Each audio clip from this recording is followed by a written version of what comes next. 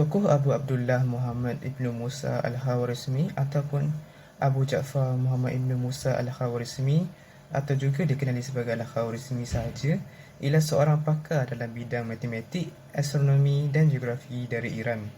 Al-Khawarizmi juga dikenali sebagai bapa algebra.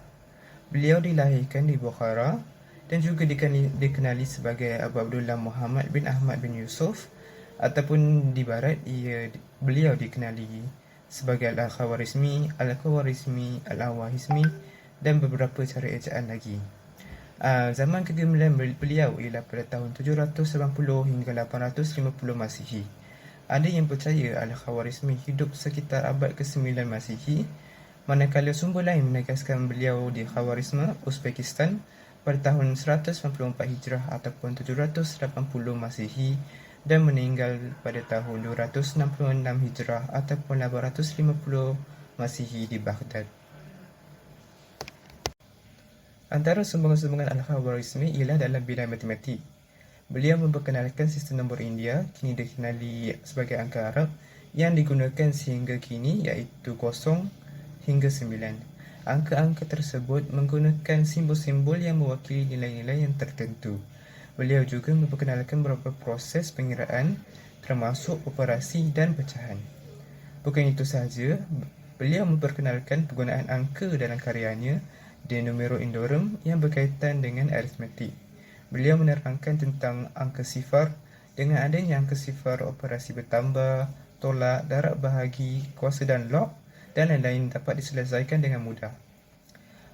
Al-Khawarizmi juga telah membangunkan bidang trigonometri, iaitu ilmu matematik mengenai sudut dan sebadan segitiga yang mengandungi fungsi sin.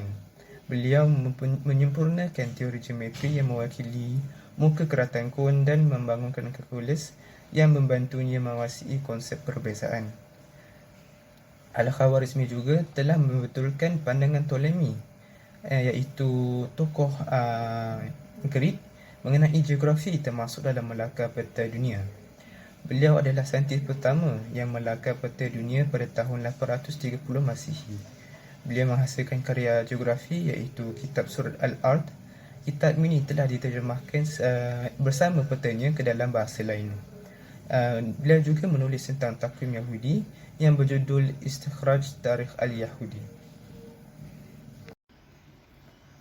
Seperti mana yang kita telah tahu, Al-Khawarizmi dapat menghasilkan karya-karya agung dalam bidang matematik.